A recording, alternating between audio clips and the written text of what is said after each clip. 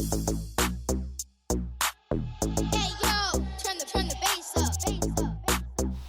what is good? Y'all tapping into another episode of Urban Moguls with B, to be exact.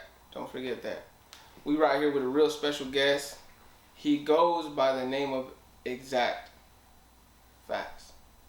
Not facts, just exact. Alright. What's good, buddy? How you doing? I'm good. Okay. So for the people who don't know you, you're a real special person in my eyes, because I know a little bit about you. Appreciate you, man. Right. So go ahead and tell the people where you from and what you do exactly.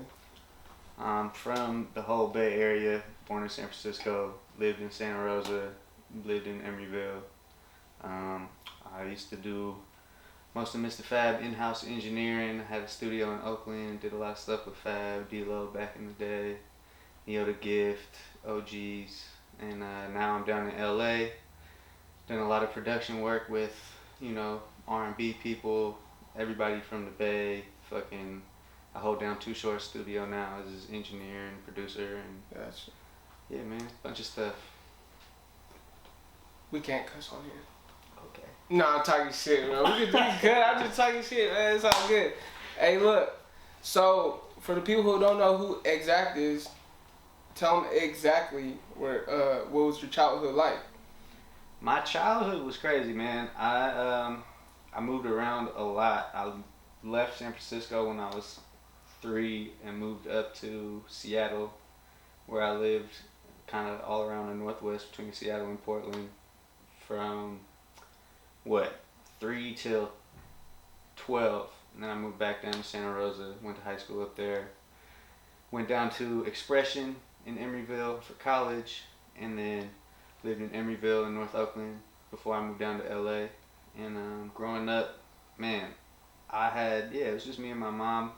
We was moving around, moving a lot. You don't really get a chance to like plant roots, you know, and being a single child, you know, only child with a single parent, you got a lot of free time to do whatever the fuck you want to do. You know what I'm saying? So, yeah, bro, I wouldn't say I was a troublemaker, bro. I was just doing my own thing, bro. You know what I mean? And then coming back down to Santa Rosa for high school and shit, and being back in California was so drastically different. And then coming into the high school environment, not knowing anybody, No doubt. it was a real like sink or swim kind of environment. Yeah. You know what I mean? Where I'm just like in a new place with people I didn't know, and just kind of had to figure that shit out, man. You know what I'm saying? And so how do you adapt to something like that? Because you moving constantly, and I know when you're moving constantly, it's so hard to trust people. You know what I mean? yeah, man, honestly, you know, I learned the hard way, bro. You know, you exactly like you said with the trust thing, you growing up, and you learn about people by misplacing your trust in the wrong person, and you get done dirty, or not even necessarily dirty, just things don't go the way you expected them to do, and you realize like, that's just what it is. You know what I mean? Especially coming to such a drastically different place from like the Pacific Northwest back down to California again, where it's like it was right before the hyphy movement. You know, like no doubt, shit was turned, bro. We was really, it was crazy. Bro, you was really on that yellow bus.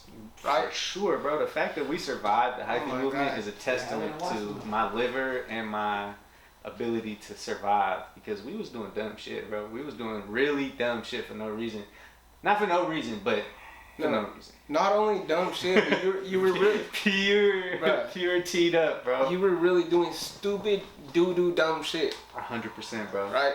For whatever reason, just because that's what it was. There was no other reason, but that's what it was. Exactly. You know what I mean? If you know, you know, and that's just what it is. Exactly. So what exactly got you into the music scenery? Because, you know, you were bouncing around. How were you able to just focus on this is what I want to do and pursue? Man, bro, I was growing and selling weed and making beats. And my roommate at the time, my mom was like on my line about, I moved out as soon as I turned 18. I went and got an apartment, and me and my boy was just trapping crazy out the apartment, pushing P's and just being reckless as fuck, bro. And I would make beats, just, you know, you sitting at the house all day, not doing shit, You know what I mean? Except like waiting on a phone call. So I'm just making beats all day. And one day my homie was like, bro, you know you could go to school for that? Like my boy goes to school in the Bay for that. Blah, blah, blah. And I was like, okay, bro, what are you talking about? And so, you know, my mom was on my line heavy about going to school still. She really wanted me to go to college. And she was like, I'll help you go to college if you go. Yeah. And I was just like, not with that shit, bro. Because I was, you know, like, you know what it is. You graduate, you do a little junior college classes just so you can like stay a student and stay on, like, you know, get your insurance benefits or whatever the fuck it is, you know. Man, you over here pushing P's, smashing sleeves, and stacking G's. That's all I know, right? Eventually, that shit, you know, that shit isn't all it's cracked up to be, and shit goes sideways. And I was like, man, maybe I'll see what this B shit talking about. That sounded like something cool. And at the time, I checked out Expression, and it was actually a really dope school at the time. And I pulled the trigger. I had some cheese left over from fucking, you know, trapping and all that. So I put it in the school. And honestly, bro, like, I was surprised at how much I enjoyed it. Yeah. You know, and that was the first time I ever was really like in school and like went to school, because the program was so rigorous that like if you wasn't about that shit, you was gonna fail and waste your money and shit. You know what I mean? Like they low-key counted on people to do that. You know what I mean? Like, and I loved it, bro. Like I was there every day. I was all in, bro. Like all in with the school shit. All money in. You feel me? Basically. Had to. Yeah. And so yeah, that was really like what made me grind. And then I linked up with Mr. Fab on like some fluke shit. He had come through to record at the school, and I was one of the engineers with the homies who set the session up.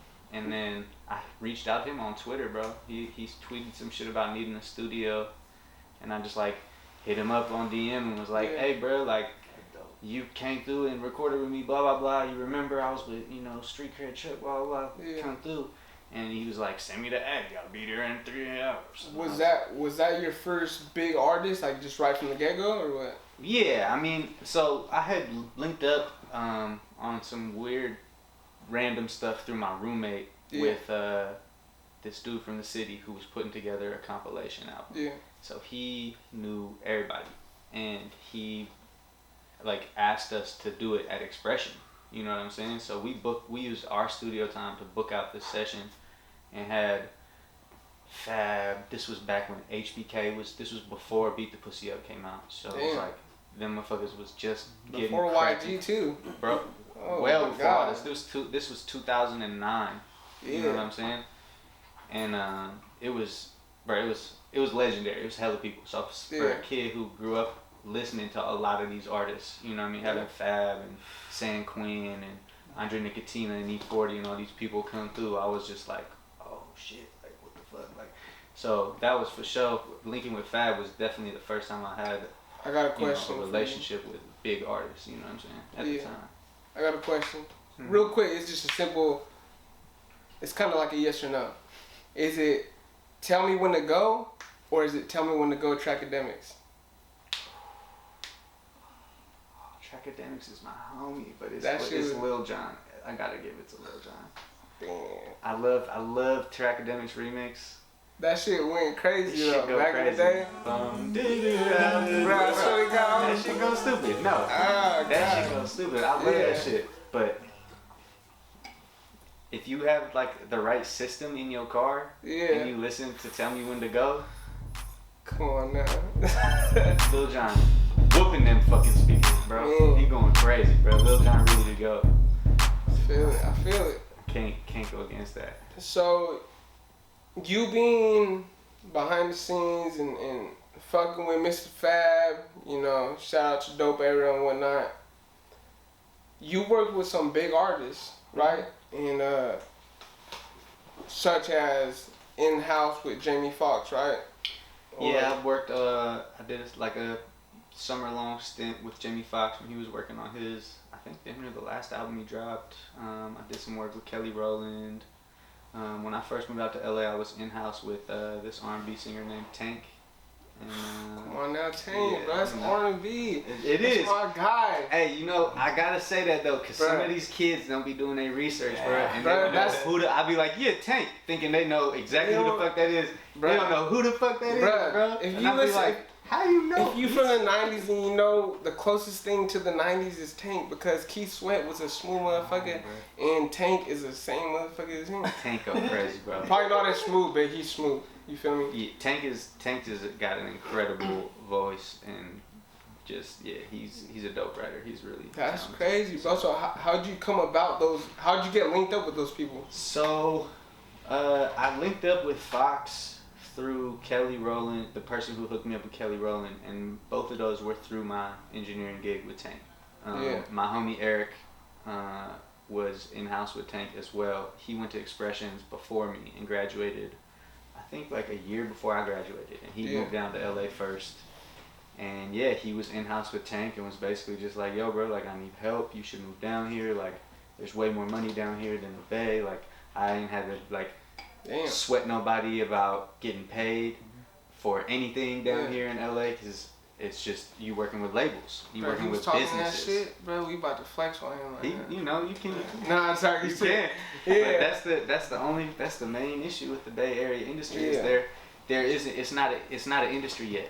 It's coming about. You know, you got Empire showing people the way. Shout out to Empire. Shout out Ghazi. I love what Ghazi and Nima and the whole team is doing. I follow Ghazi, and I swear to God, he's dropping new artists and foreign artists.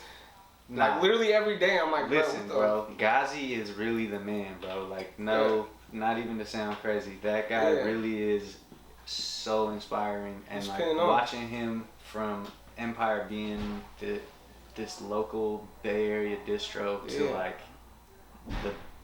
the model of what a independent label should be able to like grow to is so inspiring to see, bro. Because he's been integral in my journey too, man. We helped him, me and my roommate Sauce, who's Empire's main in-house engineer now.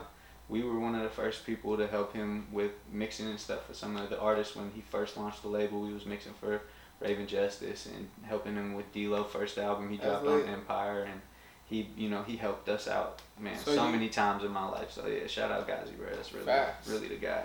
Was you a part of NoHo? No. Oh.